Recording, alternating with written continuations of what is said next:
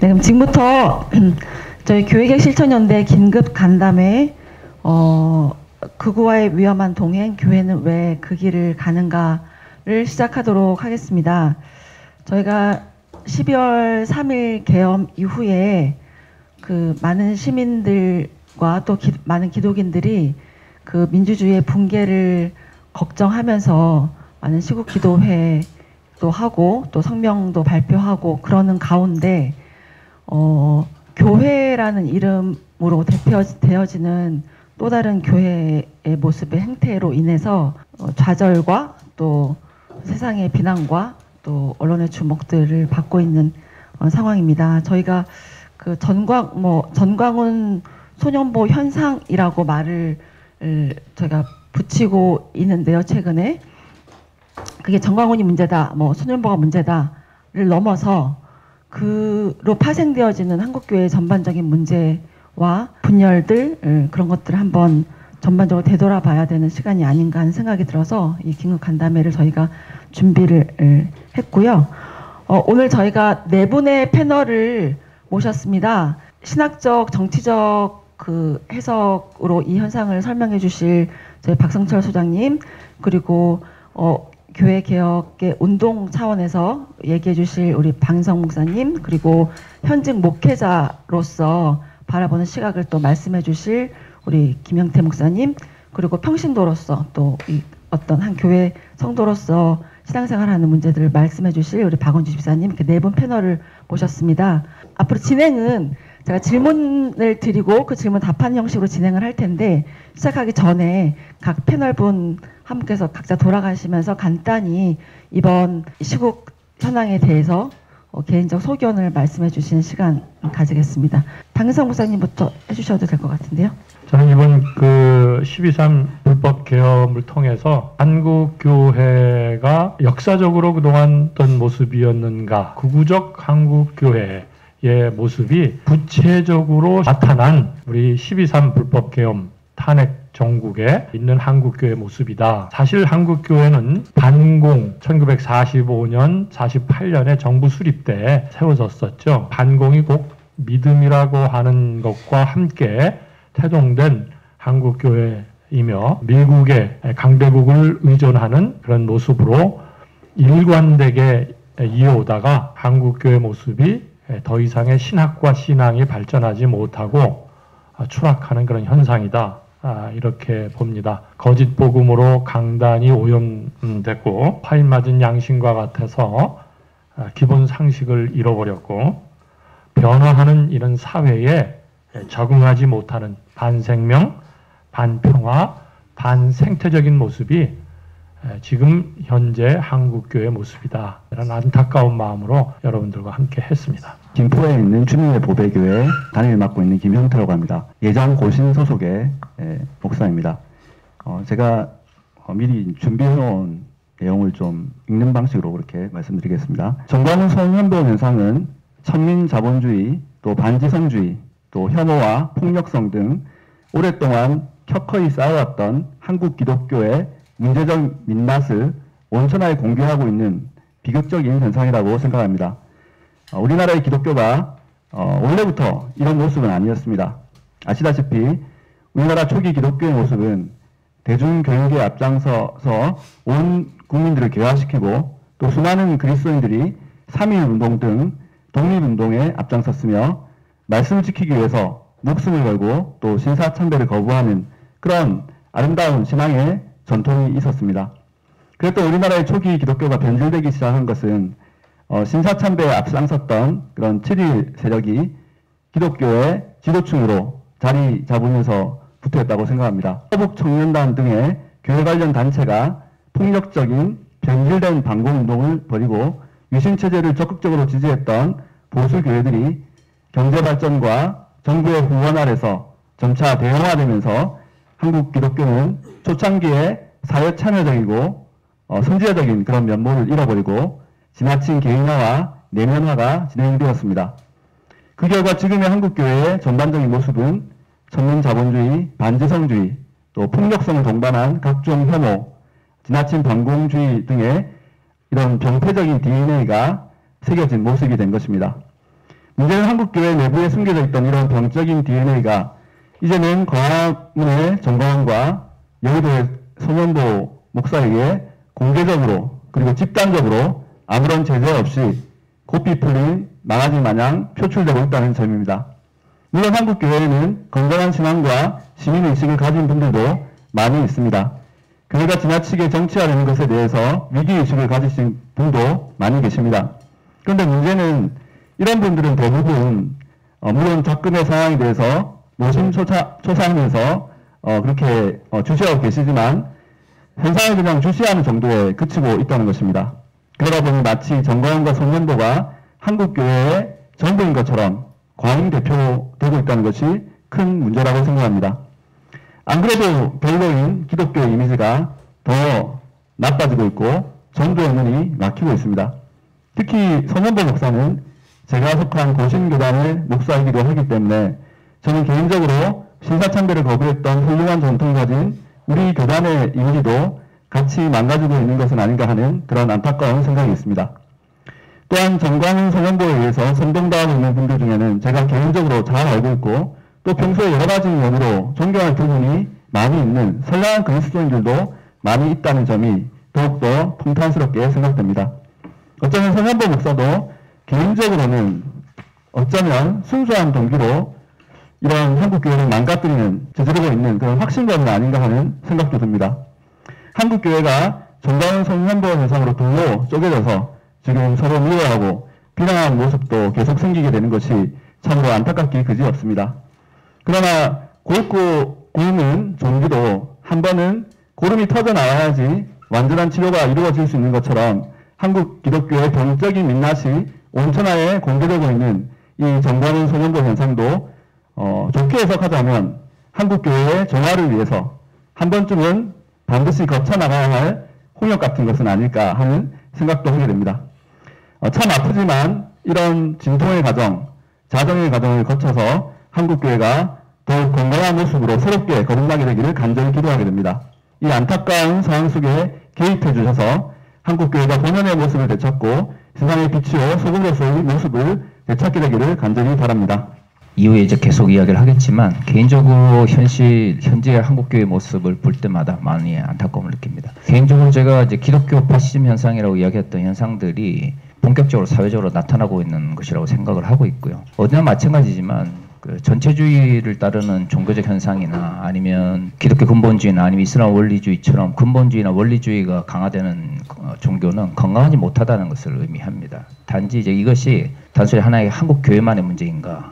그건 아닌 것이죠. 이슬람 원리주의라고 하는 것이 중동 사회의 어떤 복잡함이라든가 아니면 이런 건강하지 못함 이런 것이 연결되어 있는 것처럼 한국 교회 이런 뭐 정광훈이든 손현보든 그 어떤 현상이든 기독교 극우 현상이라고 하는 것 자체는 한국교회 내의 문제이기도 하지만 그만큼 한국 사회가 양극화의 문제를 제대로 해결하지 못했기 때문에 한국교회 역시도 여기에 편성해서 더 문제가 심화되었다고 생각을 합니다. 일종의 교회의 몰락 현상이라고 저는 생각을 하는데요. 앞으로도 이제 이야기를 하겠지만 양적 측면에서 한국교회의 몰락은 어느 정도는 이제는 감수를 해야 된다고 생각을 합니다. 지나치게 한국교회가 지난 7, 80년대에 개발 독재 아래서 번영신학이라고 하는 명목 아래서 성장만을 추구하다 보니까 성장을 위해서는 얼마든지 포기할 수 있고 경영적 가치나 아니면 자본의 가치를 교회가 너무나 적극적으로 수용해 왔는데 지난 30년 동안은 그런 문제에 대해서 전혀 논의가 되지 못했던 것 같습니다. 그러다 보니 교회가 크고 성도가 많이 모이고 이런 이들이 교회 내에서 영향력을 가지게 되고 또 근본주의가 강해지면서 극단적인 목소리를 내는 분들이 교권을 쥐게 되고 이러한 것들이 이제 한국 사회에서 결국 윤석열 정부라고 하는 극단적 형태의 정권이 만났기 때문에 나타나는 현상이라고 생각을 합니다. 그래서 교회 내부의 분명 문제이고 또한 교회 내의 부패의 문제이기도 합니다만 또한 그만큼 한국 사회의 어떤 양극화의 문제를 교회가 외면하면서 성장만을 달려왔던 결과가 아닌가라는 생각이 들어서 마음이 아프고요. 교회 몰락 현상 자체가 몰락이 있어야 양적 성장이나 번영을 위해서 달려가던 걸음을 멈출 수 있고 왜 우리가 지금 이런 식으로 왜곡되어져 왔는지에 대해서 생각을 할 수 있다고 생각을 합니다. 그런 의미에서는 기독교적 본질에 대해서 또는 교회의 본질적 가치에 대해서 다시 한번 생각하고 성찰할 수 있는 기회가 된다고 생각한다는 측면에서는 오히려 하나님께서 한국 교회가 몰락하기 직전에 새로운 기회를 허락하시지 않을까라는 생각을 합니다. 물론 이것은 양적 측면에서 말하는 건 아닙니다. 저는 앞으로 10년 동안 한국 교회의 성장보다는 축소 혹은 몰락 쪽으로 더 예상을 하고 있는 사람이거든요. 그러나 양적 측면에서의 축소나 몰락이라고 하는 것이 반드시 하나님 나라의 가치의 몰락이나 실패를 의미한다라고 생각하지는 않습니다. 지나치게 양적인 측면에서 매달렸던 한국 교회가 다시금 새로운 가치를 정립한다면 그것이야말로 저는 하나님 나라의 가치의 새로운 출발점이 될 수 있을 거라고 생각을 합니다. 오늘 간담회가 그런 출발점이 되었으면 좋겠습니다. 박은주입니다. 오늘 이 자리에서 제 경험을 나눌 수 있게 되어서 감사드립니다. 이전에는 아스팔트 우파라고 하는 자기들의 정체성을 교회 내에서 내세우기를 꺼려하고 부끄러워했던 그들이 지금은 극우라는 성향으로 또 다수는 심리적으로 동의하는 다수가 포함되어 있는 교회에서 30년간 섬겼던 공동체를 떠난 성도로서 신앙과 정치적 이념의 동거에 대해서 오늘은 말씀을 드리겠습니다. 네, 감사합니다. 이제 본격적으로 저 질문을 통해서 패널분들의 의견을 좀 듣도록 하겠습니다. 먼저 박성철 목사님께 질문 드리겠는데요. 최근 극우 정치랑 개신교가 결합하는 현상이 가속화되고 확장되고 있는데 이런 흐름의 그 신학적, 역사적 뿌리가 무엇이라고 보시는지 먼저 말씀해 주시면 감사하겠습니다. 기독교 극우화 혹은 기독교 파시즘 문제는 다 하나의 어떤 예를 들어 신학적 흐름이라든가 아니면 정치적 문제만으로는 생겨날 수 없는 문제라고 생각을 합니다. 문제가 되고 있는 이제 기독교 극우 세력의 한국 같은 경우에 가장 기반이 되는 게 이제 한국의 기독교 근본주의 세력입니다. 근데 일반적으로 이제 기독교 근본주의라고 하는 것은 이슬람 원리주의와 마찬가지로 모든 종교에는 이제 근본주의적 흐름이 있습니다. 그러니까 문자주의적 성서 해석이나 정경 해석을 기반으로 해서 배타적 종교 운동으로 나타나게 되는데 보통 사회가 안정적이거나 또는 소위 이제 건강하다고 할 때는 이러한 형태의 이제 근본주의 운동이나 원리주의 운동은 배타적인 성경을 가지면서 개토화 성향을 가지고 있습니다. 그래서 외부 세계와 단절된 상태에서 자기들만의 공동체를 이루는 경향을 가지게 돼요. 이게 이제 보통 우리가 알고 있는 신학적 의미의 이제 근본주의 혹은 원리주의에 대한 이해이죠. 그런데 이제 특히 우리나라에 영향을 많이 미쳤던 미국식 근본주의의 발전 과정을 살펴보면 단순한 우리가 알고 있는 전통적 의미의 신학적 의미의 근본주의 현상으로 끝나는 것이 아니라 사회가 복잡해지거나 아니면 양극화가 심해지거나 아니면 전쟁과 같은 문제로 인해서 사회가 혼란에 빠지게 되면 신학적 근본주의가 교권주의적 성향을 가지게 되면서 정치적 의미의 이제 교권화로 이제 나가게 되는 경향을 보이게 됩니다. 미국 같은 경우에 이제 1910년대 우리가 알고 있는 형태, 새로운 형태의 신근본주의라고 하는 것이 등장하기 시작해서 본격적으로 우리나라에 알려지기 시작했는데 이때가 이제 유럽 사회에서 제1차 세계대전 때문에 온 세계가 난리를 칠 때죠. 이러한 사회적 어떤 불안 속에서 미국의 이제 1910년대에 우리가 알고 있는 신근본주의라고 하는 게 등장하기 시작하는데요. 이거 이제 1920년대 들게 되면 미국 사회가 이제 공업화로 이제 진행이 되어 가면서 산업사로 진행되어져 가면서 피해를 입었던 남부 지역, 특히 이제 미국 남부 지역을 중심으로 해서 리차드 리버가 이제 이야기했던 스트렝스 펀더멘탈리즘, 강성 근본주의라고 하는 게 성장하게 됩니다. 이때가 이제 우리나라에 가장 미국 선교사들이 또 많이 들어올 때입니다. 3.1운동 이후에 그 이전까지만 해도 굉장히 적극적으로 사회적 문제에 참여했던 기독교가 교회 지도자들이 독립운동을 위해서 블라디보스톡이라든가 만주나 이런 쪽으로 떠나게 되면서 또 문화 통치기 들어오게 되면서 상당한 형태의 이제 교회가 일제 제국주의와 결탁하는 현상이 나타나게 되는데 바로 이때 이제 미국에서 가장 많은 이제 선교사들이 들어오기 시작해요. 그러니까 이제 미국에서 아무래도 선교사들이 들어오면서 이들이 민족주의 운동을 했던 기독교인들 지도자들의 자리를 차지하게 되면서 1920년대부터 이제 미국의 영향으로 이제 우리나라의 근본주의 성향이 강해지게 되고, 그러니까 우리나라는 근본주의 성향이 강해지게 되면서 권력과 또는 권위주의적 어떤 사회적 환경과 결탁하는 현상이 일어나게 된단 말이에요. 해방 이후에도 제대로 해결되지 않은 상태에서 우리나라의 이승만 정권이나 박정희가 들어서게 되면서 이제 반공주의와 이제 결탁을 하게 되는 거고, 미국 같은 경우에도 이제 1930년대부터 본격적으로 사회적으로 미국 내에서 영향을 미치기 시작하다가 60년대 이제 베트남 전쟁 이후에 70년대 미국의 우파 정권과 결탁을 하게 됩니다. 그리고 80년대 들어서는 신자유주의와 기독교 근본주의가 결탁하게 되면서 우리가 알고 있는 형태의 이제 신자유주의를 기반으로 하는 극우 운동들이 전 세계로 퍼지게 되고, 그다음에 이제 티파티 운동 2008년 9년도 본격적으로 시작된 티파티 운동과 함께 이제 기독교 극우 세력으로 해서 지금 이제 도널드 트럼프를 가장 지지하는 정치적 집단이 되었단 말이죠. 그러니까 이거는 전 세계적인 현상입니다. 독일도 지금 최근에 지난주에 있었던 총선에서 AfD라고 하는 알터나티브 für Deutschland라고 하는 독일 대한당, 말론 독일 대한당이 실질적으로 이제 네오나치 정당인데 네오나치 정당이 20% 정도의 지지를 받으면서 제2당이 됐습니다. 물론 이제 제1당인 CDU에서 김인영과 SPD에서 3인당이 연합 정권을 해서 한다고는 하지만 앞으로 이런 2당이 된 미국처럼 도널드 트럼프처럼 독일 역시도 이런 형태의 어떤 극우 정당들이 지지를 얻게 되는 현상들이 독일만 현상이 아니거든요. 이태리도 지금 네오 파시즘 정당이 정권을 잡았고 네덜란드도 지금 제1당이 네오 파시즘 정당이고 하니까요. 그러니까 이런 전 세계적 현상은 1980년대 이후에 신자유주의와 함께 등장하게 되었던 경제적 양극화, 말로는 자유를 추구했을지 모르겠지만 2008년 금융위기를 통해서 알 수 있는 것처럼 결국에는 전 세계적인 경제적 양극화를 형성했고, 이런 신자유주의 몰락이 결국 사회적 양극화로 이어지면서 네오나치 정당이 언제부터 본격적으로 유럽에서 지지를 받게 됐냐 하면 1980년대 후반부터라고 하는 건 일반적인 정설이란 말이죠. 이거는 이런 네오나치 정당이라든가 아니면 기독교 교국 극우화의 문제라고 하는 것이 단순한 교회 내부의 문제나 종교적만의 문제가 아니라 경제적이면서 동시에 이제 미국과 같은 패권주의가 결합된 형태라는 것을 알려주는 것이죠. 문제는 여기에 전 세계가 제대로 반응하지 못한 것이죠. 이러한 것의 피해를 주로 이 네오나치 정당이나 네오파시즘 정당의 지지를 보내는 이들을 보면 전 세계적인 어떤 자유주의나 신자유주의의 영향에 있어서 피해를 입었던 이들이 적극적으로 지지를 보내는 경향을 보입니다. 그건 우리나라도 마찬가지고요. 그때 MZ세대의 젊은 세대들, 젊은 남성들을 중심으로 하는 이제 극우화라고 하는 거 이야기할 때 그들 스스로가 가장 사회적 변화에 피해를 많이 입고 있다라고 생각하는 이들이 가장 적극적으로 정광훈 현상이든 윤석열 현상이든 기독교 극우 현상에 적극적으로 지지하는 현상을 보이고 있다는 거죠. 근데 이거는 전 세계적 현상입니다. 우리나라가 더하다고 생각하지는 않고요. 전 세계적 현상 속에서 우리나라 역시도 여기 제대로 이제 반응하지 못했다라는 생각을 하는 것이고, 단지 이제 제가 생각할 때 한국말의 독특한 현상이라고 하면은 소셜 미디어가 발달해 나가면서 기독교 내에서 배금주의가 이런 극우 기독교와 이제 결합하는 형태로 나타나게 됐다라는 거죠.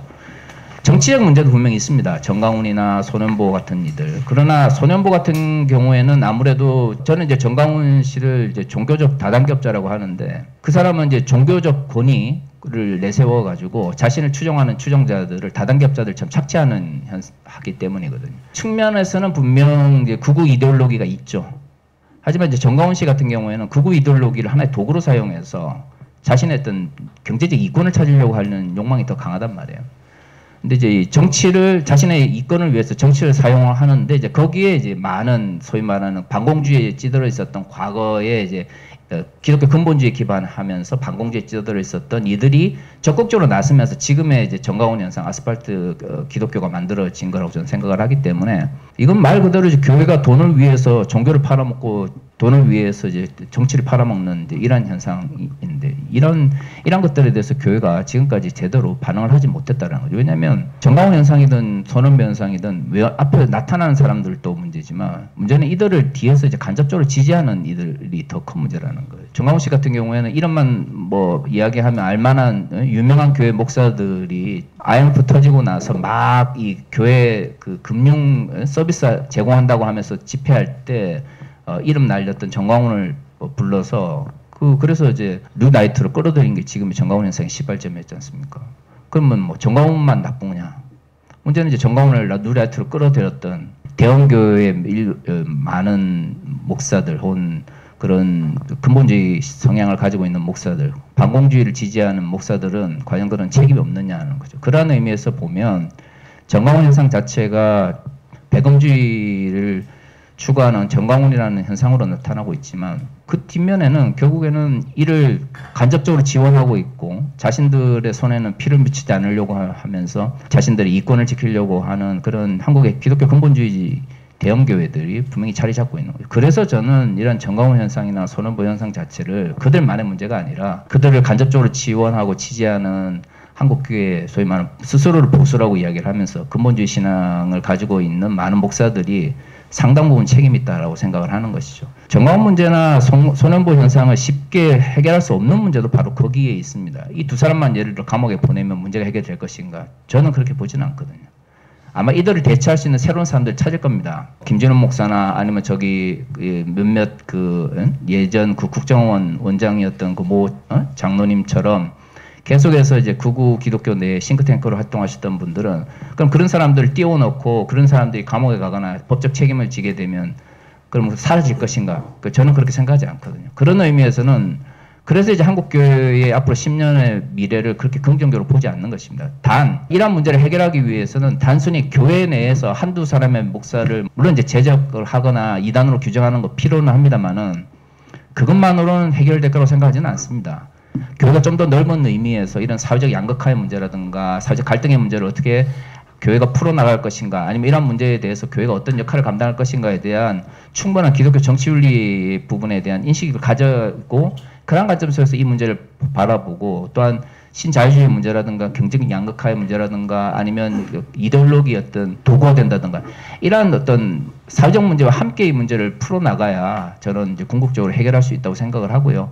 그리고 이제 기독교 근본주의를 단순히 신학적 측면에서 배타적이면서 문자주의적에 기반한 개토화되어 있는 배타적 집단이다. 이런 차원에서 이제 인식하는 데서 벗어나서 얼마든지 이런 집단들이 사회적 양극화나 아니면 갈등 속에서 얼마든지 격권화될 수 있고 종교, 특히 기독교를 정치 도구화할 수 있고 그리고 특정한 이제 교회 목사들의 이익을 위해서 종교 지도자들의 이익을 위해서 얼마든지 신앙을 도구할 수 있다라고 하는 측면에서 우리 스스로도 좀 객관적으로 우리 자신을 특히 한국 교회의 왜곡된 형태의 지난 20세기 내에 왜곡된 형태의 역사적 발전 과정에 대해서도 좀 비판적으로 바라보는 눈을 가져야 이런 문제들의 반복을 끊을 수 있는 거지. 일시적으로는 물론 저도 정광훈 씨나 아니면 손현부 씨가 저질렀던 불법에 대해서 분명한 처벌이 있어야 된다고 생각을 합니다만은 일시적인 문제를 해결하는 방식이지 지금까지 쌓아왔던 한 기독교 근본주의에 기반한 뭐 파시즘이든 아니면 극우 운동이든 이런 것들을 근본적으로 해결할 수 있는 방식은 아니라고 생각을 합니다. 방금 박성철 소장님께서 전 세계적인 현상과 그분이 어떻게 저희 나라에 영향을 미쳤는지까지 또 설명해 주셨던 것 같아서 박인성 목사님께서 바로 받으셔서 어쨌든 박인성 목사님께서 저희 한국 사회 교회 개혁 운동을 쭉 해오시면서 우리 한국 교회 현상을 가장 잘 이해하실 것 같은데 그런 네. 한국적 상황에서 좀 설명을 해주시면 어떨까 네, 싶네요. 우리 뭐 한국 교회의 태동은 사실 반공과 친미 성향의 경제 성장에 의해서 거기에 편승해서 반공은 신앙이다, 성장은 하나님의 축복이다. 이렇게 해서 세워진 이제 한국 교회의 뿌리가 있기 때문에 군대의 전쟁에서의 적인 북한이 마치 사회에서 또는 교회에서도 이렇게 평화의 복음을 가지고 있으면서도 적으로 생각하면서 계속적인 증오 것을 끊어내지 못하는 이러한 신학의 부재, 신앙의 한계, 복음의 변질 이런 것이 있기는 합니다. 그러나 저는 이 전광훈과 유의 사람들을 교단에서 제대로 된 처리, 이단으로의 판명, 출교, 제명 이런 게 있어야 되는데 이거를 하지 못하는 이유는 같은 한 통속이기 때문입니다. 그만큼 우리 한국교회가 이단적이고 비복음적이고 번영신학에 매몰되어 있는 그런 형태이기 때문입니다. 지금이라도 한국 교회가 교단적으로 정신을 차려서 잘못된 목회자들, 이 탄핵 정국에서의 전현보나 전광훈뿐만 아니고 세습한 목사들, 성부패로 성추행이나 성폭력이나 교회를 어지럽히는 목사들, 자기 독단적으로 마치 목사가 왕인 것처럼, 목사가 신인 것처럼 행세를 해서 교인들을 맹종하게 하고 하는 이러한 못된 목사들을 교단에서 노예에서 축출해내는 처벌하는 있어야 된다고 저는 생각을 합니다. 그래야 교인들이 이거는 잘못됐구나라고 하는 이런 그 신호를 받는데 뭐 교회는 전혀 그런 것을 하지 않고 계속 물타기나 그리고 대형교회 중심이나 교권주의나 교회 유지하려고 하는 이런 것으로 나가기 때문에 일단 교회가 한국 교회가 정신을 차리려면 그것부터 저는 실행해야 된다고 봅니다. 정말 이걸 왜 이렇게 못하는지, 물론 뭐 속 사정은 압니다. 그들이 다 탐욕이고 같은 통속이긴 하지만 지금이라도 정신 차려서 그걸 확실하게 좀 처벌 좀 했으면 좋겠습니다. 김영태 목사님께 질문 드리려고 하는데요.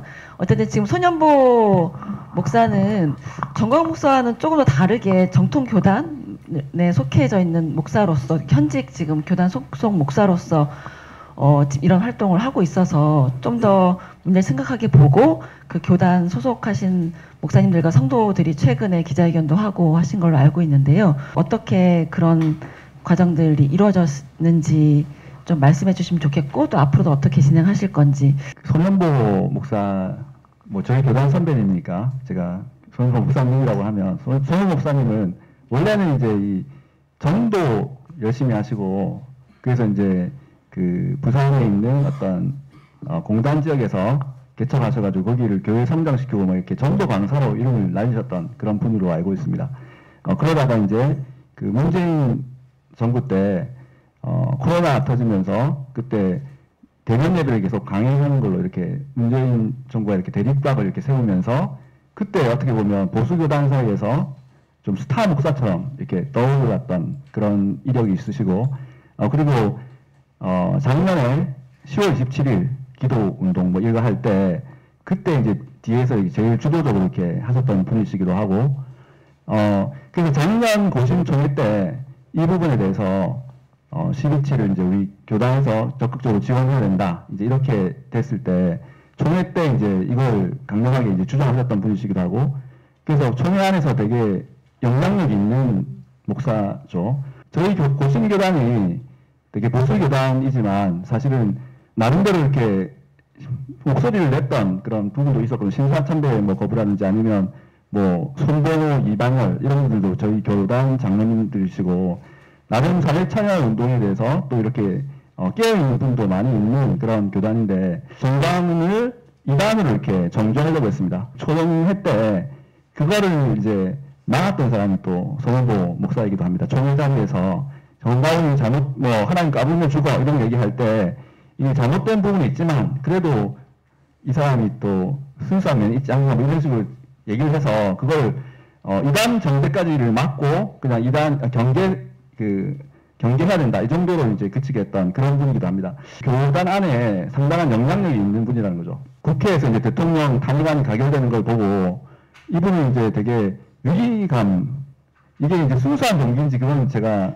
뭐 그분의 머릿속에 들어가 있는 건 아니니까 모르겠지만, 이 민주당이 정권을 잡으면 이제 그런 상황이 그렇게 보이니까 나라가 이제 공산해야 된다, 두려움, 이런 게 좀 사려 잡혀가지고, 그래서 이제 올해 1월 달에 설교를 보면, 세계로교회 설교를 보면 설교 제목이 막 다 이재명 이름이 들어가는 거예요.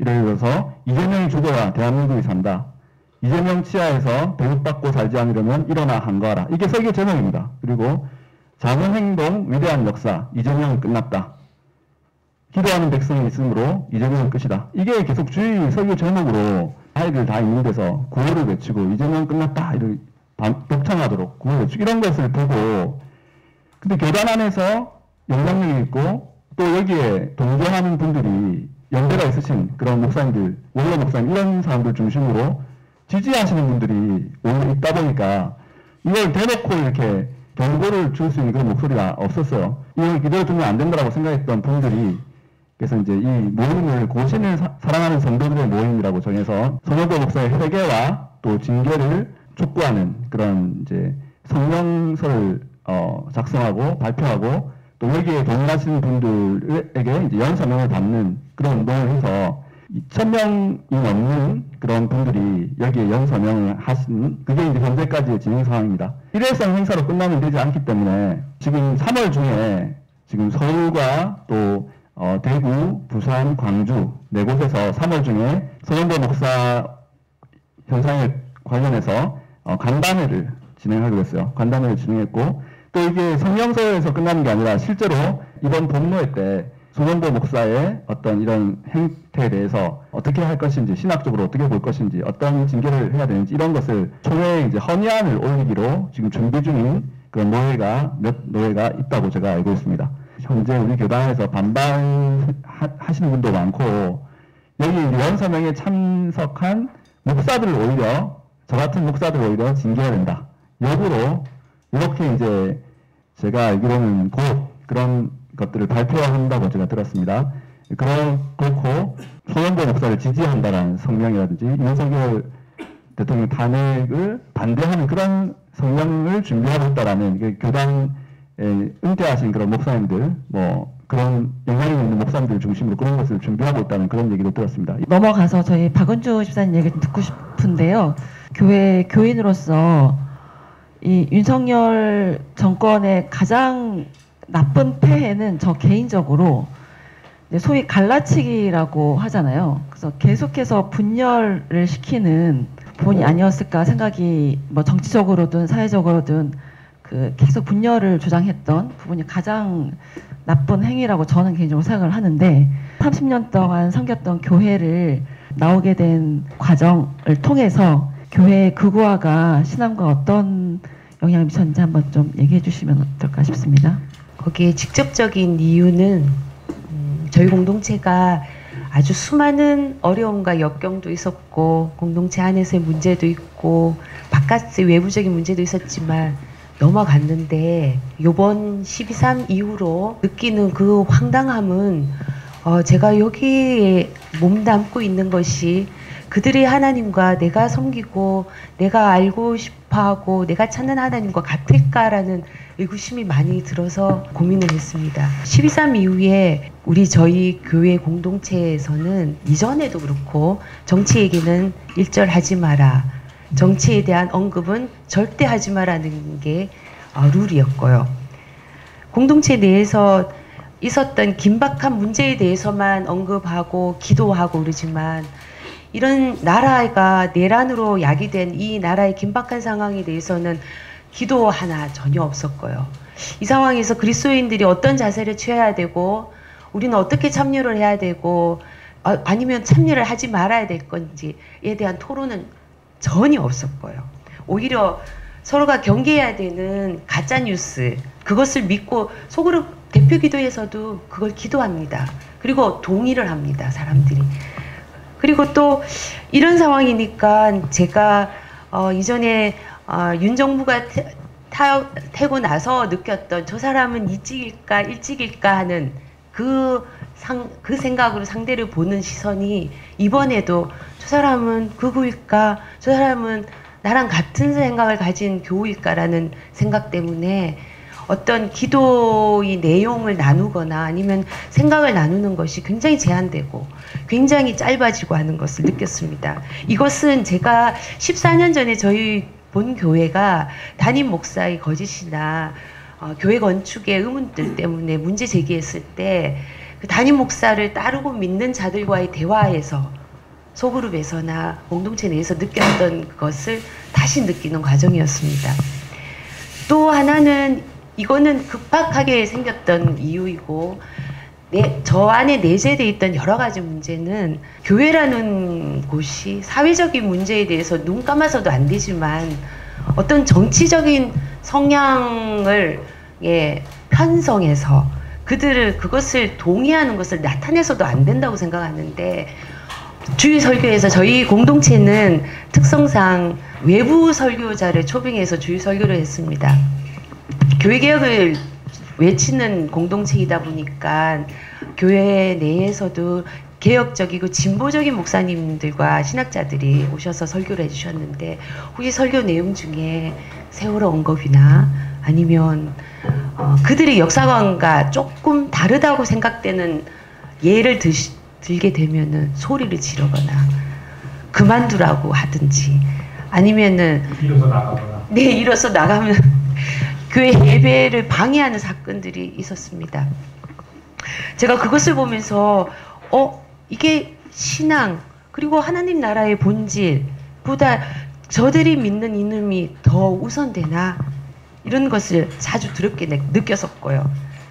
그러면서 또 느꼈던 게 대형교회 내에 소속되어 있다는 우월감, 그리고 그것이 일종의 멤버십 같은 자만감을 느끼게 하고 우리 교회라는 생각을 아주 주입시키면서 그리스도 교회 내에서 공교회라는 개념이 아니고 개교회적인 의식을 자꾸 주입시키는 교회 분위기도 굉장히 저 마음을 어렵게 했습니다. 공동체 내에 어떤 문제가 있으니까 설교 내용이 복음이 중심이 아니고 복음의 메시지는 전혀 없는 날도 있었고 그냥 이런 설교는 타 종교 집단에서도 들을 수 있는 거 아닌가 하는 그런 메시지가 강단에서 선포되면서 그것을 또 은혜스럽다, 좋다 이렇게 받아들이는 것에서 제가 굉장히 환멸을 느끼고 교회를 떠나는 계기가 됐습니다. 제가 신앙과 정치적인 이념이 이렇게 가져왔는 이 현상에 대해서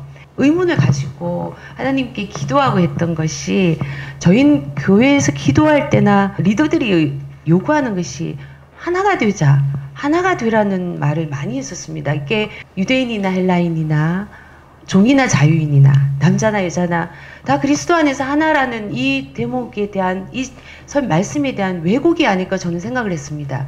이게 그리스도 예수를 믿는 복음 안에서 누구나 차별이 없고 혐오가 없어야 되고 배제가 없어야 된다는 복음의 진리인데 이 내용을 다른 생각하면 안 된다. 같은 생각해야 된다. 같은 내용을 얘기해야 된다. 다른 생각은 다른 게 아니라 틀렸다. 라는 이런 의식을 많이 주입당한 느낌이었고요. 그리고 저희 교회의 전반적인 분위기는 왜 그럴까? 라는 의심을 갖는 거, 그리고 이거 얘기를 나눠야 되지 않느냐 하는 토론하는 분위기는 전혀 아니었던 것이 일상이었던 것 같습니다. 이것이 바로 강단에서 일방적으로 선포되어지는 그 목사들이나 아니면 리더들의 그 말들을 그냥 아무 생각 없이 그냥 일방적으로만 그대로 받아들이는 그 훈련이 우리 교회 평신도들이 어떤 혐오나 배제가 나도 모르게 무의식적으로 젖어드는 현상이라고 저는 생각했습니다. 그리고 박 목사님께서도 말씀하셨지만은 반공 이데올로기 이거에 이제는 더 집착을 하면서 우파냐 뭐 좌파냐 뭐 보수냐 진보냐 뭐 이게 아니라 선이냐 악이냐라는 대립으로 이원론적으로 사고하는 데 대해서 저는 굉장히 우려를 했습니다. 이 상황은 상식과 비상식의 대립인데 그들은 그렇게 생각하지 않는다는 게 너무나 안타까웠습니다. 저희가 현상에 대해서 좀 더 나눠봤다면 이제 두 번째 챕터라고 했는데 저희가 그럼 어떻게 좀 회복하고 앞으로 나가야 할지에 대해서 좀 고민해봤으면 좋겠는데요. 먼저 박성철 수장님께 질문 드리려고 합니다. 그 역사적 뿌리 얘기해 주시면서 저희가 피해야 할 양극단으로 교권주의적 왜곡과 종교의 정치 도구와 두 가지 큰 원인 얘기해 주셨는데요. 설명과 그러면 이거에 대해서 우리가 어떻게 새로운 가치를 교회 안에서 만들어 나가야 할지 얘기해 주시면 좋을 것 같습니다. 앞서 말씀드린 것처럼 한국교회는 어떻든 1920년대 이후에 기독교 근본주의가 주류를 형성했습니다. 일제가 의도적으로 교회를 그런 식으로 이제 끌고 갔죠. 왜냐하면 문화 통치기 적어도 우리가 이제 1930년 중반 이후에 등장하게 되는 이제 민족 말살 정책이 등장하기 전 그리고 신사참배를 강요하기 전까지 한 15년에서 20년 가까이 문화 통치기를 거치게 되면서 일제는 어떻든 이제 제국을 확장하기 위해서 이제 한반도의 안정적인 통치가 필요했고 어쨌든 1919년 이전까지 가장 적극적으로 이에 저항했던 뭐 집단, 사회적 집단은 교회였습니다. 그것이 이제 그 이후에 약화되는 과정 속에서 교회를 의도적으로 흔들어 놓은 게 있었고요. 그리고 이제 1945년에 이제 해방을 하게 되는데 문제는 그 기간이 너무 길었죠. 거의 25년 가까운 이제 권력과의 어떤 아름다운 한국교회 아름다운 이제 그 공존이 있었습니다. 그 가운데서 이제 신사참배할 거 다 하고 뭐 다 했죠. 문제는 그 이후에 승만 정권이나 뭐 미 군정이라든가 박정희 정권이 들어섰을 때 이런 문제를 제대로 해결하지 못한 상태에서 굉장히 한국 사회가 지난 70년대 80년대 굉장히 권위주의적 사회적 분위기를 끌고 왔다라는 거죠. 기독교 근본주의는 기본적으로 위계적 권위주의에 의해서 움직여 갑니다. 그렇기 때문에 교회 내에서 그다음에 공동체 내에서 종교적 권위, 거건에 따라서 권위를 나누고 그다음에 이제 수직화하는 경향을 보이게 되죠. 문제는 이런 성향들이 왜곡된 사회적 구조, 예를 들어 뭐 군국주의나 군사문화 아니면 뭐 군정과 같은 형태의 이제 왜곡된 형태의 사회적 제도와 쉽게 결합한다라는 거죠. 왜냐하면 전체주의라고 하는 것이 전체주의적 성향이 강한 모든 정치 체제는 기본적으로 정치 권위주의에 기반을 하고 있기 때문에 권력을 가지고 있다라고 하든가 아니면 권위를 가지고 있다라고 하는 이제 집단 혹은 정치 지도자에 대해서 매우 맹목적인 추종을 이제 요구하는 성향을 가지게 됩니다. 이게 이제 종교와 정치가 쉽게 결합하게 되고 또 쉽게 결합하게 될 경우 생기게 되는 문제죠. 왜냐하면 칼 슈미트 같은 사람들이 이제 정치를 규정할 때 친구와 적의 관계라고 이야기를 했는데 이게 단순히 친구와 적의 관계에서 끝나면 좋은데 정치가 결합하게 되면 친구는 선이 되고 적은 악이 됩니다. 정치와 종교가 결합하게 되면 반드시 배타적 폭력성이 드러나게 된단 말이에요. 이번 서부지법 그 폭동 사태 역시도 많은 부분 정광훈으로 대표되어지는 이제 극우 세력이 여기 이제 집착하게 되는 것도 이러한 그들의 폭력성이라든가 이런 배타적 폭력성을 종교적으로 정당해주는 요구를 하는 거죠. 하나님 뜻이라든가 이걸 민주주의를 위한 것이라든가 하는 식으로 자꾸 이제 선동을 하기 때문에 일어나게 되는데 이게 이제 종교와 정치가 결합할 때 가장 안 좋은 현상이란 말이에요. 그래서 이제 제가 계속해서 이야기했던 것이 어떻든 한국 교회가 가지고 있는 이런 문제를 해결하기 위해서는 교회가 사회적인 어떤 윤리, 기독교 사회윤리의 문제에 대해서 진지하게 고민을 해야 된다. 특히 이제 기독교 정치윤리 문제에 있어서 공론의 과정을 거쳐야 된다 이제는. 왜냐하면 7, 80년대 한국교회는 계속해서 종교분리를 외쳤어요. 근데 실질적으로는 어떻게 했느냐. 종교분리를 외치면서 뒤로는 다 군사 독재와 결탁을 했단 말이죠. 신학적으로 개발 이데올로기를 번영신학으로 이제 종교적으로 정당화해주면서 성장을 해왔단 말이에요. 한국의 7, 80년대 성립했던 대형 교회들 치고 군사 독재로부터 땅이나 금융 지원을 안 받은 데가 어디 있습니까? 외형적으로는 정교분리를 외쳤죠. 근데 정교분리를 외치면서 실질적으로는 정교분리가 그러한 왜곡된 사회적 구조를 받아들이고 또한 교회의 이권을 확장하는 과정이었어요. 문제는 이제 그 정교분리라고 하는 게 국교와 같이 종교가 정치를 지배하는 방식의 정치 체제를 거부한다라는 의미지. 그리스도인들의 사회적 참여라든가 그리스도인의 어떤 시민으로서의 시대적 사명을 외면한다는 의미가 아니거든요. 근데 문제는 정교분리를 외치면서 실질적으로는 군사독재와 결탁해 가는 가운데서 기독교 사회윤리가 왜곡되는 현상이 일어나게 되는 거죠. 민주주의인 박정희가 유신하기 전에 외쳤던 게 한국식 민주주의였습니다. 문제는 그러한 군사독재의 논리를 교회가 받아들여가지고 자유민주주의를 외치면서 실질적으로는 독재를 정당화하거나 아니면 통치자에 대한 기도를 이야기하는 국가 조찬되기를 하면서 5.18 광주 민주운동을 외면하거나 하는 같은 왜곡된 형태의 역사의식이나 정치의식을 종교적으로 정당해 왔다는 거죠. 그러면 지금이라도 그러면 과연 공적 영역에서 그리스도인들이 활동을 하게 될 경우 어떤 것이 올바른 신앙의 모습인가에 대한 공론이 있어야 된다는 거죠. 어떤 형태로는 간에. 많은 사람들이 그런 이야기를 하면 결국에는 어떤 특정 정당이나 특정 지도자에 대한 지지로 이어지지 않겠습니까? 라는 이야기를 하는데 그거는 나중에 이야기죠. 가장 기독교 정치윤리에 있어서 피해야 될 두 가지 측면이 있다 그러면 우리가 교회 역사 속에서 배운 게 있잖아요. 예를 들어 간호사의 권력이 있고 나서 18년 후에 제1차 그 십자군 원정이 일어났단 말이죠. 교권주의는 반드시 교회 몰락을 이끈단 말이에요.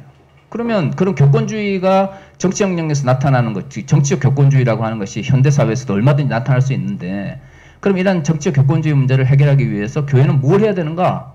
그러니까 이 정도는 우리가 얼마든지 교회의 역사를 통해서 얼마든지 담론을 이끌어낼 수 있는 거죠.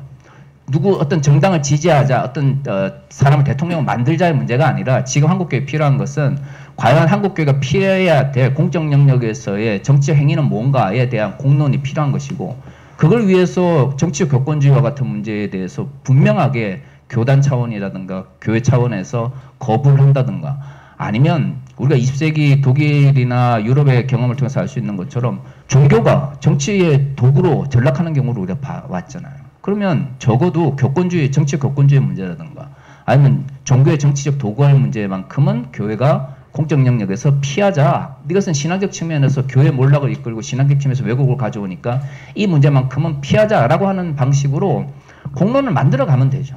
예를 들어 민주적 다양성이라고 하는 개념이 너무 개념이 크다 그러면 그럼 도대체 21세기 2025년 한국 사회에서 민주적 다양성은 뭔가? 그 다음에 디아코니아라고 하는 것들을 이야기를 했는데, 그러면 공적 영역에서의 성민다고 하는 건 뭔가 이런 것들 이야기를 하면 되잖아요. 문제는 정교분리를 앞에 외치고 그것을 명목으로 해서 이러한 기독교 사회윤리나 정치윤리를 정립하는 것 자체를 이야기를 하지 않으면서 뒤로는 실질적으로 기독교가 자신들의 이권을 위해서, 교회가 하나님 나라의 가치가 아니라 이권을 위해서 달려왔단 말이에요. 그게 지금 우리 한국 교회가 2025년 맞이하고 있는 기독교 국어 현상이라는 거죠. 그러니까 그런 의미에서는 지금이라도 공적 영역에서의 그리스도인들의 실천적 삶이 과연 신앙적 측면에서 어떤 의미를 가지는가에 대해서 공론화의 과정을 이제 시작해야 된다는 거죠. 어렵다라고 이야기하는 사람들은 실제로 해보지 않았기 때문입니다. 왜 유럽이나 미국 같은 데서 우리보다 먼저 신학적 측면에서 기독교 윤리나 이런 발전시킨 이들이 공공신학이라든가 독일 같은 경우에 정치신학이라든가 이걸 왜 발전시키겠어요? 그들의 담론 자체가 이미 30년 이상 발전해왔죠. 먼저 우리보다 담론을 진행을 해왔어요. 왜냐하면 그것이 그 사회 속에 필요하기 때문에. 왜냐하면 우리보다 먼저 종교가 정치에 종속되고 먼저 정치적 교권제가 나타나는 것을 20세기 경험했기 때문에 그들 역시도 이걸 해왔다는 거예요. 그러니까 지금이라도 우리가 어떤 기준이 있어야 될 거 아니에요. 예를 들어 지금 정광훈이나 손원보 현상 자체가 해결되지 않는 이유가 뭐예요? 이 교단에서 만약에 이 사람 이단으로 정죄하면 이 사람 교단 다른 거 만들어가지고 또 다른 것 하고, 이 교단에서는 이 사람 교류하고 저 사람 교단하지 말라고, 그렇게 해서는 안 되는 거거든요. 기준이 있어야 되는 거예요. 공적 영역에서 그리스도인이 뭔가 그것이 사회적 참여든 정치적 참여든 공적 참여든 뭔가를 하게 될 경우 교회가 분명하게 우리가 신앙적 측면에서 예배 잘 드려라, 헌금 잘 내라, 그렇게 20-30년 동안 강조를 해왔잖아요. 과연 그게 정말로 옳은지 그런지 알지 않는 상태에서 그것이 윤리적으로 옳다라고 생각하면서 계속 이야기를 해왔는데, 근본적으로 기독교가 개인적 윤리뿐만 아니라 아니면 교회 내에서만 사용되어지는 윤리가 아니라 사회적 영역이나 공적 영역이나 정치적 영역에서 그리스도인이 활동하거나 참여하게 될 경우 분명하게 말할 수 있는 윤리가 뭔지에 대해서 지금이라도 이야기를 해야죠. 이야기를 해야 적어도 차이를 인식할 수 있게 되는 거예요. 지금처럼 이야기를 안 하게 되면 결국에는 어떻게 되냐면 자신이 믿는 정치적 지향을 종교적으로 정당하는 방식으로 계속해서 왜곡되어진다는 거죠. 그러면 어떻게 되냐면 지금 한국교회가 지금 90년대 말까지 한 25% 됐단 말이에요. 기독교 인구가. 지금 최근 한국교회가 한 12%에서 13%밖에 안 돼요. 개신교 인구가.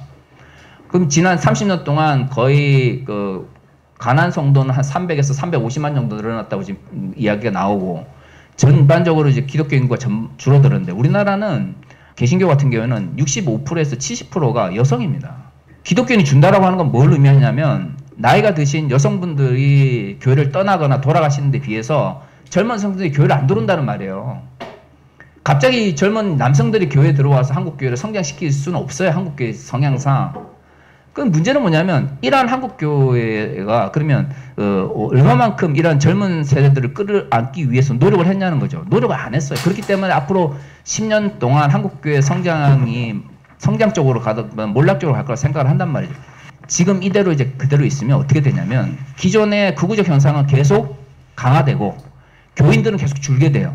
과거 그나마 젊은 친구들이 들어와서 그게 여성이든 남성이든 기성세대와 뭐 대립적 관계든 아니면 비판적 목소리를 냈던 목소들이 앞으로 가면 갈수록 교회의 노령한사가 심해지기 때문에 교인 인구가 줄면서 동시에 극우화 목소리는 강해지고 이에 반대하는 목소리는 점점 줄어들게 될 거예요. 이게 앞으로 한국교회가 앞으로 10년 안에 맞이하게 될 문제라는 거죠. 그러면 지금 우리가 아무 이야기도 안 하면 어떻게 되냐면 기존의 반공주의 속에서 성장을 해오고 북한 문제라고 그러면 모든 것을 다 악으로 규정하는 이런 그 한국교회 내에 왜곡된 정치의식들이 단순히 정치의식으로 끝나는 것이 아니라 신앙에 영향을 미쳐서 그러한 어떤 정치의식을 따라오지 못하는 이들을 반기독교, 비기독교라고 몰아붙이게 될 가능성이 크다는 거죠. 그래 되면 지금 단순히 정광훈이나 손원배의 문제가 아니고 이후에 새롭게 들어오게 될 MZ세대의 젊은 종교 지도자들 역시도 얼마든지 더 극단적으로 나갈 수 있다는 거예요. 왜냐하면 독일 같은 경우 가장 지금 적극적으로 AfD를 지지하는 친구들이 어떤 친구들이냐면 20대 남성들이에요. 더구나 동독 지역에서 통일 이후에 유년기를 보냈던 친구들이란 말이에요. 우리나라 역시도 얼마든지 그런 식으로 극단적인 형태의 기독교 80년생이 나타날 수 있다는 거죠. 그런 의미에서는 지금이라도 과연 교회는 어떤 측면에서 그리스도인의 공적인 문제나 아니면 공적 참여나 정책 참여 문제에 대한 윤리적 담론이나 기준을 세울 건가에 대해서 지금이라도 이야기를 해야 된다는 거죠. 1, 2년 안에 갑자기 답을 내거나 아니면 문제를 해결하기 위해서가 아니라 지금부터 문제가 있다는 이야기를 하고 이 문제를 해결하기 위해서 우리는 어떤 식으로 토론을 하고 공론을 만들어 가야 되는 것에 대한 이야기를 나누어야 기존의 것이 문제가 있다는 걸 알 수가 있는 거죠. 우리가 신천지 문제 당장 해결되지는 않았잖아요. 하지만 코로나 현상이 일어나서 사회적으로 비판받고 교회가 계속 비판하고 그들과 거리를 두니까 어떻든 과거에 비해서 많은 사람들이 문제의식을 가지고 있다는 거죠. 그렇다고 신천지가 사라지거나 그들이 이권이 사라지지 않았어요. 하지만 신천지의 문제가 교회 전체의 문제로 인식되어지고 신천지와의 교류가 한국교회를 몰락으로 이끈다는 생각이 있기 때문에 지금 그나마 신천지에 대해서 많은 이들이 거부감을 가지고 노력을 하는 거죠. 마찬가지로 이런 정광훈 현상이나 손원배 현상이라든가 기독교 극우 현상이 나타났을 때 옛날처럼 우리 교회 목사님이 말하는 게 하나님의 뜻이야 이런 식으로 교권주의나 아니면 권위주의에 맡기지 말고 교회 내에서 성도들이나 아니면 신학자들이나 어떤 측면이든 신학교든 교회든 어디든 마찬가지예요. 아니면 뭐 가난 성도들 마찬가지로 그들 내에서도 어떻게 하는 것이 공적 영역에서 그리스도인들이 올바르게 참여하느냐 문제에 대한 이야기들을 나누면 되는 거예요. 얼마든지 이런 담론들을 이끌어낼 수 있는 거죠. 그래서 이제 저는 좀 이제 제발 그리스도인의 그 정치적 윤리나 이런 문제에 대해서 좀 교회가 이야기를 좀 하자.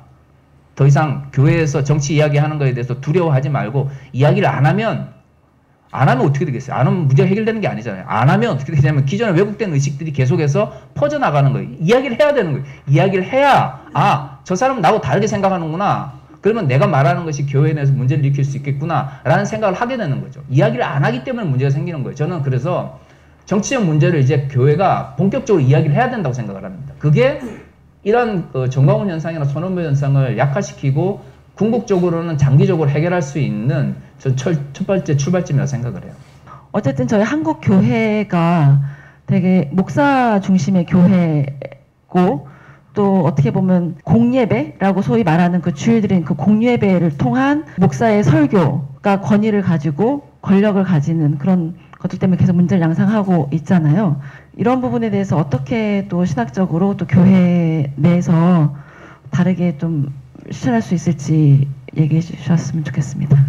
공적인 논의를 이제 계속적으로 교회가 이제 교회 내에서도 이런 걸 이제 논의를 하고 또 주장을 해야 된다 이런 말씀하셨는데 그게 가능한지 이렇게 여쭤보셨는데 사실 그게 이제 쉽진 않죠.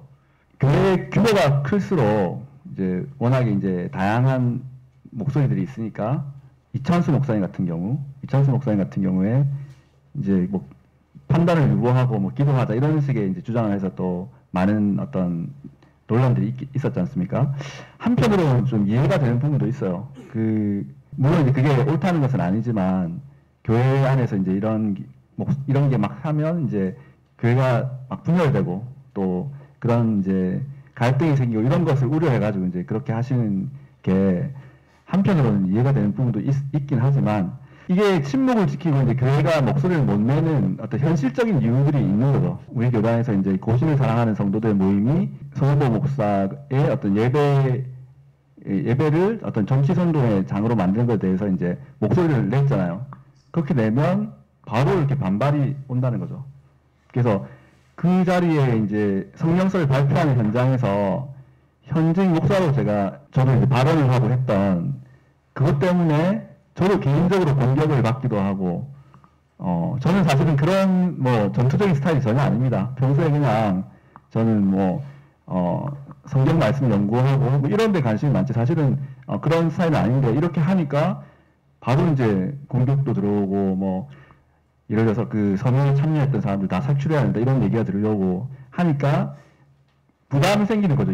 지극히 현실적인 문제로 교단 내에서 이렇게 힘들어지는 그런 일들이 생기니까 그런 현실적인 그런 어려움들이 있다 이런 말씀을 드리고 하지만 이제 바른 길을 가야 되니까 바른 길을 가고 우리가 하나님의 말씀이 가장 절대적인 권위를 가져야 되기 때문에 우리는 이제 그 하나님의 말씀에 비추어가지고 잘못된 것은 잘못됐다고 말할 수 있는 그런 용기가 필요하다고 생각해서 그런 노력들을 이제 계속 해야 된다라고 생각하고요. 정광이나 손원보 목사의 어떤 현상의 어떤 신학적인 어떤 문제점 이런 걸 지적해 보자면 10계명의 1계명과 2계명이 하나님만을 그죠? 예배의 대상과 예배의 어떤 방법에 대한 얘기잖아요.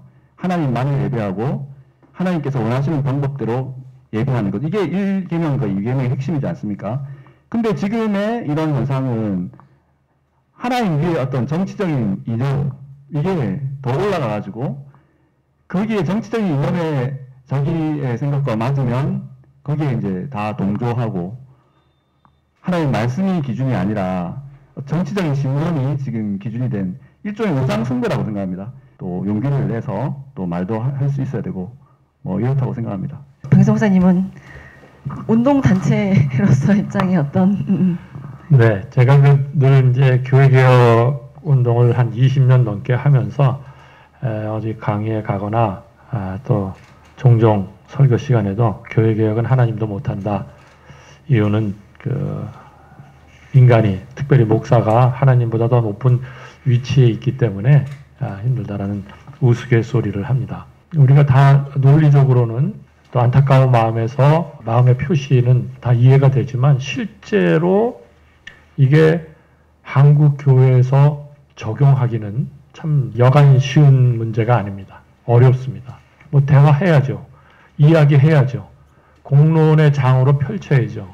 근데 뭐 한국 교회가 가장 비민주적인데 고신의 김 목사님 얘기했지만 그러니까 어디의 교회에서 대화하고 질문하고 토론하고 정치적 이야기를 합니까?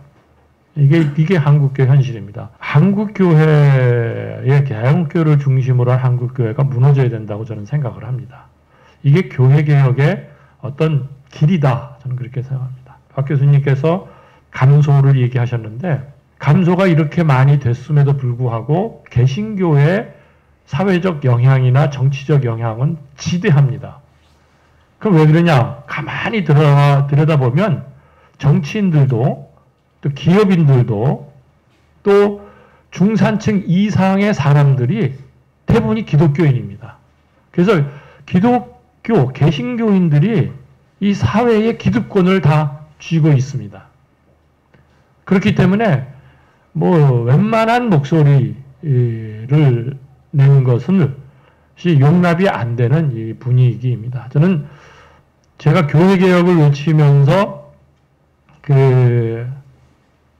교회개혁의 길은 기존의 한국교회가 좀 망해야겠다라는 생각을 특별히 이 탄핵정국의 12.3 불법개혁을 통해서 드러난 민낯인 한국교회, 뭐 전광훈 선현보를 한국교회의 보수적 한국교회의 모습이다. 이렇게 생각합니다.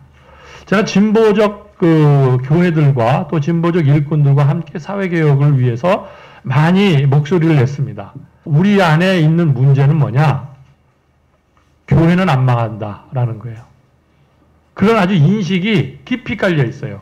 예수 믿으면 천국을 가고 교회는 안 망한다. 목사의 말은 성경 이야기고 진리다라고 하는 어떤 이 한국 교회가 이쯤 됐으면 탈교회를 해야 된다.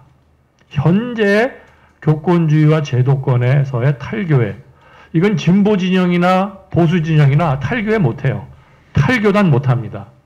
자기가 안수받고 자기의 자리인 그 교단을 못 떠납니다.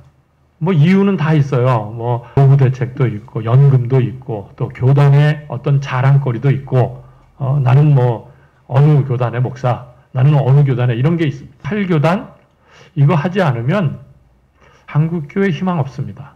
박 교수님은 신학자인데요. 탈신학해야 됩니다. 지금 현재 우리는 서구 신학을 그대로 가지고 와가지고요. 한국교회가 신학 발전이 안 돼 있어요. 현 상황에 성서를 갖고 깊이 있는 신학적 해석을 못해요.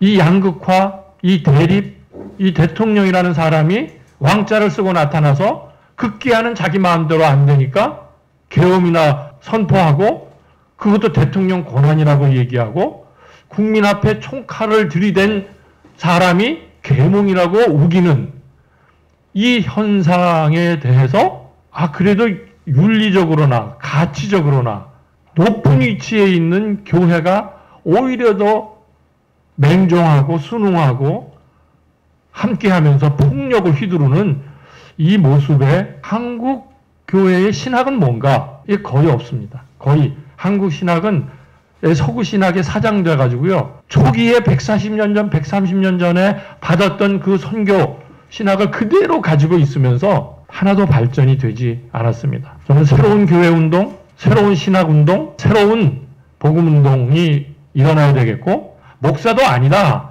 이건 교회가 아니다. 예수의 모습이 없다. 하는 것을 선언을 해야 돼요, 선언. 어디 예수의 모습이 있습니까? 교회 웅장한 건물은 있고, 어디 예수의 모습이 있습니까? 돈과 권력만 있죠. 어디 예수의 모습이 있어요? 소외당하고, 가난하고, 이런 사람들과 울고 웃는 예수 모습이 어디 있습니까? 새로운 교회 운동과 새로운 신학 운동이 일어나야 된다.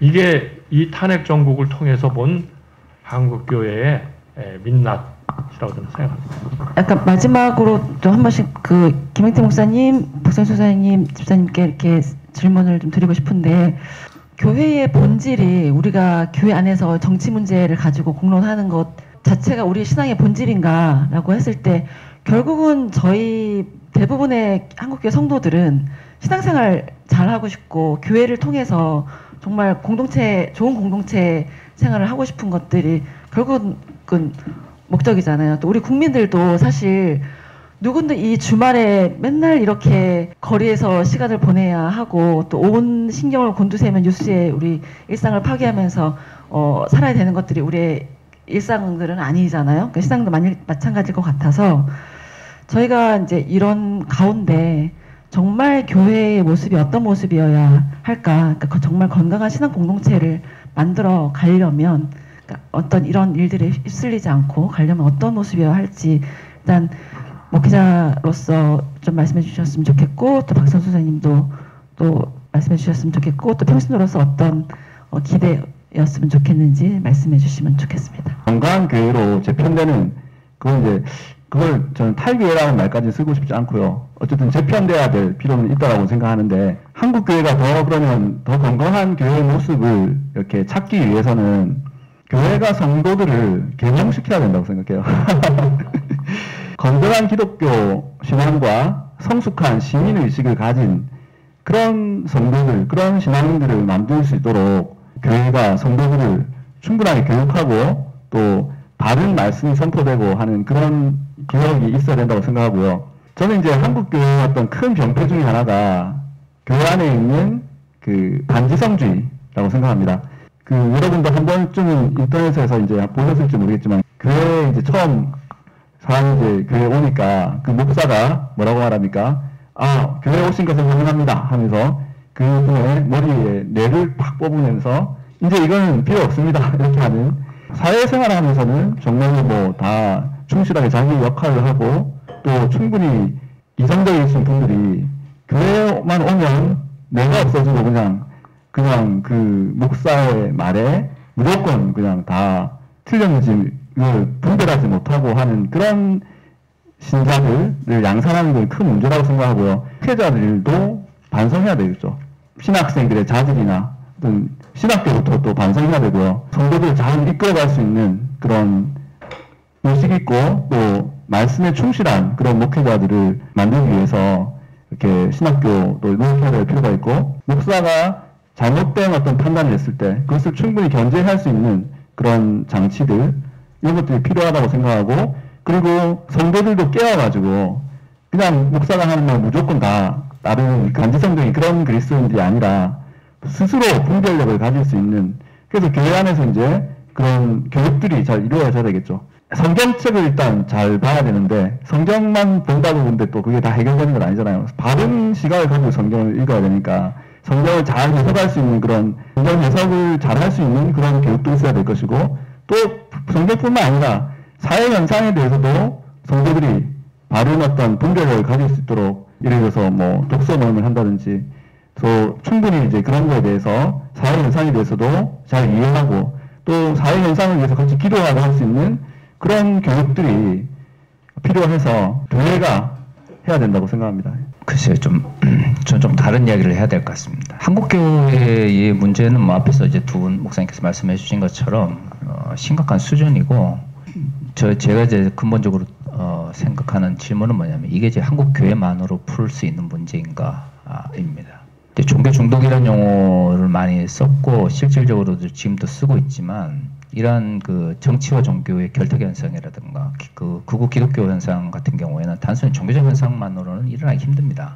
종교 내에서 이제 종교 중독과 같은 왜곡된 병적, 소위 말하는 이제 병리적 현상이 나타나고, 이 병리적 현상이 사회의 이제 병리적 현상과 결탁을 해야만 이런 극우 기독교 현상이 나타나기 때문에, 저는 이제 기본적으로 제가 바라보는 한국교회 현실은 종교 중독의 문제가 일반 그 문제가 있는 교회뿐만 아니라 급속한 대형 성장을 이루었던, 대형 교회로서 성장을 이루었던 교회들을 많은 부분에 있어서 이 문제를 안고 있다고 생각을 해요. 왜냐하면 외형적으로는 그냥 안정적이더라도 교회 내에서 예를 들어 성폭력 문제가 생긴다든가, 아니면 교회에서 목사가 돈을 횡령한다든가, 아니면 교회 내에서 다양한 형태의 특히 종교 지도자를 중심으로 하는 문제가 발생하게 될 경우, 교단, 지역, 그다음에 교회 공동체가 속해 있는 계층 이런 거 관계없이 한국교회에서 나타나는 거의 종교 병리적 현상은 거의 비슷합니다. 이 정도의 유사성을 나타낸다라고 하는 것은 한국교회에 있어서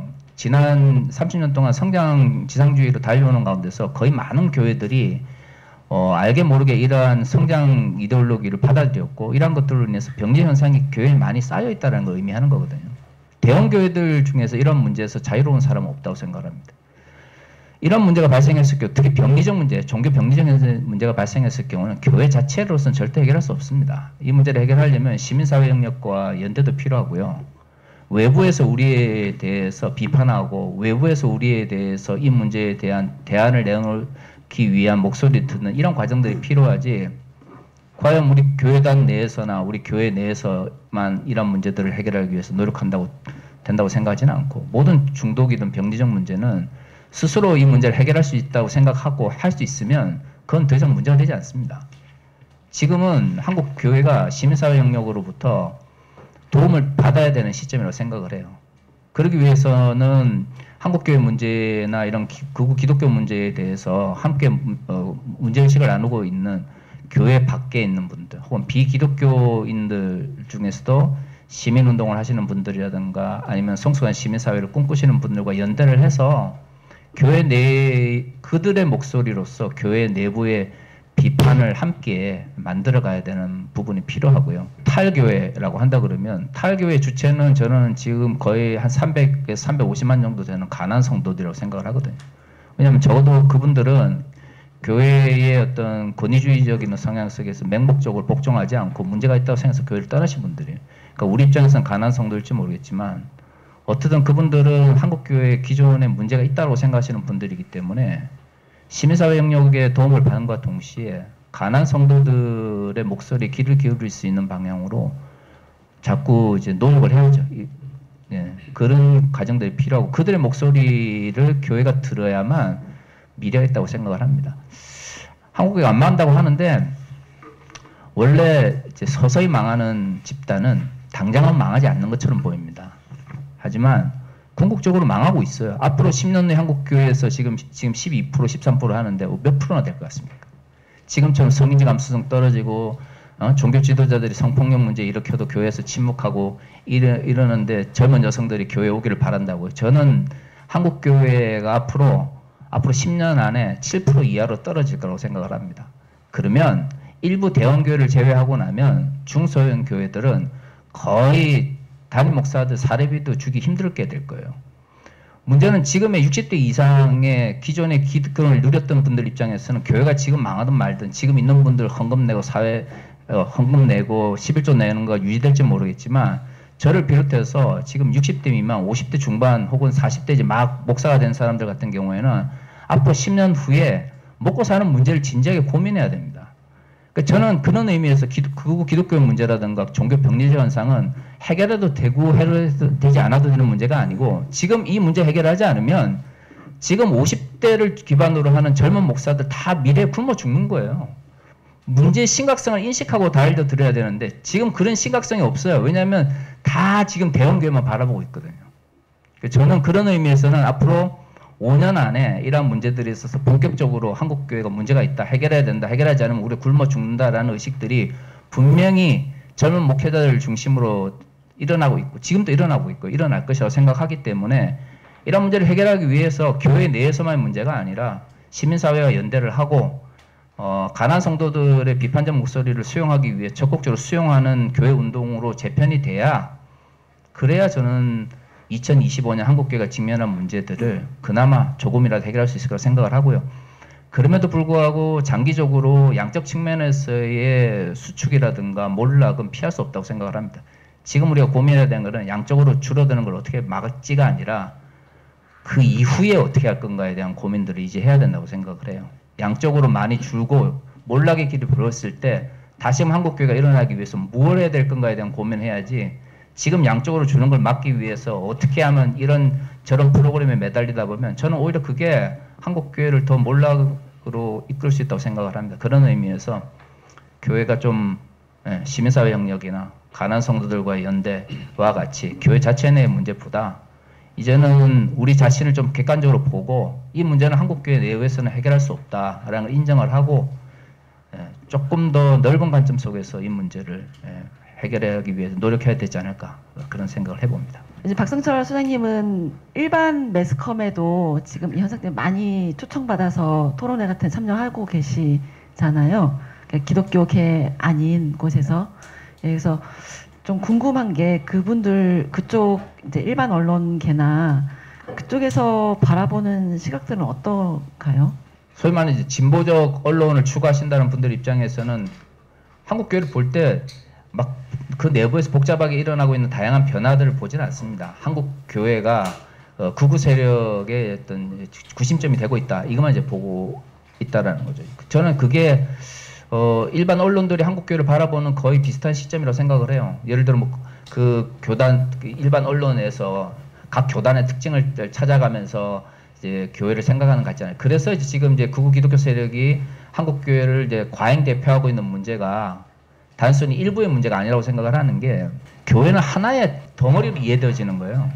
기독교라고 하는 한 덩어리로 보기 때문에 내부에서 이 문제에 다른 목소리를 낸다라는 것들이 없으면 결국에는 과잉 대표되는 것이 더 심화되는 거죠. 인천 색소망교회 구름의 성폭력 피해자 모임을 한 지가 지금 4년째인데 재작년에 제가 108회 총회에서 이제 제명 출교를 당했어요. 왜 남의 노예 문제에 들어가서 이제 네가 책임을 같은 노예가 아닌데 하냐. 그리고 이제 하나가 11조 관련돼서 비판적 설교를 했다고 해서 2단으로 몰았어요. 그래서 그 두 개가 제일 컸었어요. 11조 했기 때문에 2단이다라는 것과 자기 노예 소속이 아닌데 왜 남의 노예에 이제 구름이 성폭력 피해자들 도왔느냐. 그렇기 때문에 노예를 무시한 거다 해서 2단이라고 그래가지고 제명 출교를 당했어요. 근데 그것도 이제 제대로 뭐 올라오지 않고 이제 불법으로 제명 출교를 했단 말이에요. 교단 이제 그 이전에 계속 이제 교단의 문제를 비판하는 목소리가 있었기 때문에 이제 재판국에 의해서 이제 제가 제명 출교를 당한 건데 그 전에 계속해서 그 소위 말하는 그 재판국이나 그런 정치부 쪽에 있었던 분들이 저한테 전화를 걸어서 뭐라고 얘기를 했냐면 네가 지금이라도 미안하다고 이야기를 하고 그쪽에다 전화를 하면 이 없었던 문제를 해주겠다고 그러고 있었어요. 그거 한 1년 반 가까이 계속 무슨 어디 노회장이라고 하는 사람 어디 국장이라는 사람 전화를 해가지고 했단 말이에요. 안 하겠다고 했어요. 그 결과가 이제 제명 출교로 됐는데 문제는 뭐냐면 교단에 붙어 있어야만 먹고 살 수 있다고 생각하기 때문에 교단에서 그런 식으로 노예나 이런 데서 이제 교권주의자들이 영향을 미치려고 목소리를 내면 일단 침묵한단 말이에요. 근데 많은 목사님들이 지금 제가 이제 예장 합동교단에 있었는데 예장 합동교단 내에서 썩어가고 있는 부분에 대해서 비판적으로 바라보시는 분들 많아요. 문제는 침묵해요. 왜냐하면 손해본다고 생각하기 때문에.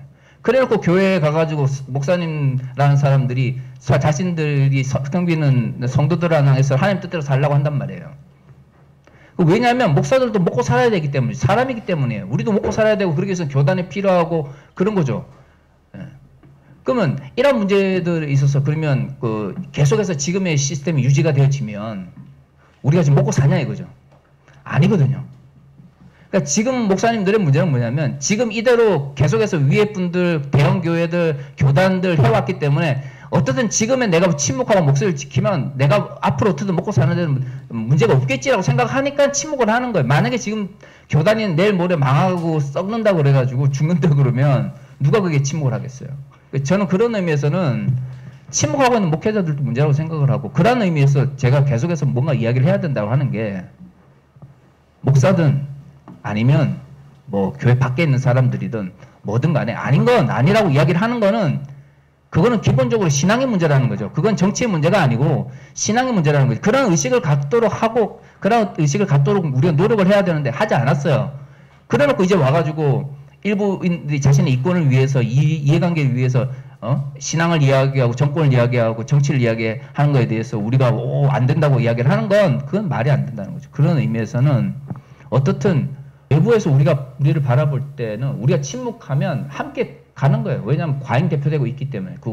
그런 의미에서는 어떻든 지금 우리가 해야 되는 건 뭐냐면 다른 이야기를, 목소리를 내야 되는 거죠. 목소리를 내지 않으면 결국에는 지금 우리가 안전하라고 하는 우리도 앞으로 10년 안에 직접적 피해를 볼 수밖에 없다는 생각들을 목회자들도 가져야 되고요.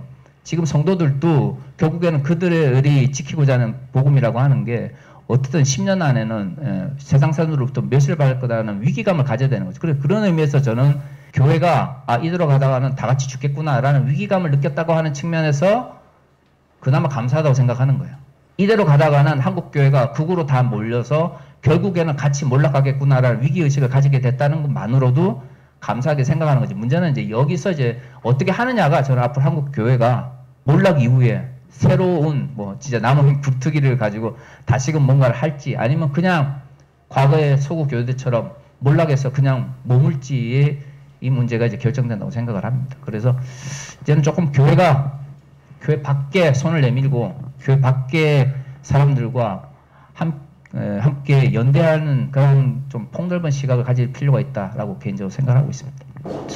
극우로 표현되는 저들이 하나님을 두려워하지 않고 저런 행동을 하는데 과연 그리스도인인가? 그렇다면 이것이 교회 분열이라고 할 수 있나? 그들은 교회 밖인데, 이런 생각을 했었습니다.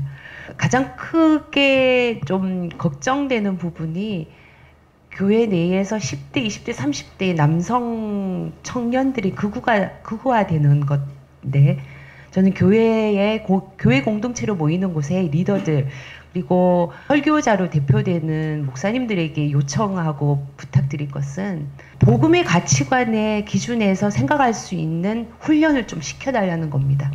그리고 그들에게 정말 세상적인 멘토가 아니라 신앙적인 멘토가 되어주셨으면 좋겠습니다. 그리고 복음의 진리가 아닌 공포 분위기를 교회 안에서 만들어주셨지 않았으면 좋겠다는 부탁을 드리고요. 또 개혁적인 저희 평신도들이 연대에서 어떻게 해야 될까를 고민했을 때, 교회개혁 실천연대에서 균형 잡힌 신앙적인 관점을 가지신 분들이 강의를 듣는다든지 자료를 좀 공유를 한다든지 저서를 읽게 한다든지 하는 그런 마당을 교육의 실천연대가 열어주셨으면 어떨까 하는 생각도 했고요. 대안적인 신앙 공동체는 누구나 다 생각하는 것 같고요. 근데 가장 중요한 것은 개인적인 영성이 유지되어야 된다고 저는 생각합니다. 굉장히 소외감도 느낄 수 있고 그 안에 있다면 좌절감도 느낄 수 있는데, 그럴수록 성령 안에서 우리 주님만 신뢰한다는 그런 영성훈련을 좀 긴장해서 해야 될 것 같고요. 근데 무엇보다도 그냥 분노하지 마라, 비난하지 마라, 우리 사람과 소통으로 이루어야 된다 하는데 정말 이거 너무나 공허한 것 같아서 사실은 참 부끄럽다고밖에 말씀 못 드리겠습니다. 강희석 목사님 당연히 말씀하셨고, 김영태 목사님, 또 박수 소장님, 박은주 집사님까지 결국은 이제 우리 신앙의 문제다, 이 문제가 단순 어떤 정치의 문제로 나뉘는 문제가 아니라 결국 신앙의 문제다라는 얘기를 계속 반복해서 해주신 것 같아요. 저희 개혁연대 안에서도 같은 사실은 고민이었던 것 같고, 그래서 광고를 이참에 하자면 저희가 한 6월달쯤에 포럼을 하나 준비하고 있는데, 그 작년에 했던 저희가 전체 포럼 중에 한 주제인 주체적 신앙, 제대로 갖는 것이 우리 이 교회의 개혁과 또 성도들의 그 삶을 바꿔나가는 가장 중요한 핵심이다라는 생각이 들어서 주체적 신앙과 또 여성과 청년들이 교회의 어떤 현재의 모습이고 어떻게 우리가 그들과 함께 가야 할지 고민하는 그런 시간들로 포럼을 준비하고 있습니다. 또 같이 관심 가져주시고 또 많은 제안들 해주시면 좋을 것 같습니다.